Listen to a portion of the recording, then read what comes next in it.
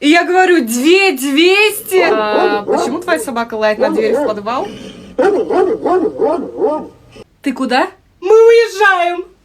Эй, ребят, я нашел книгу на чердаке. Ее, правда, будет очень тяжело открыть, но я это сделаю и прочитаю ее вслух. Чел, ты...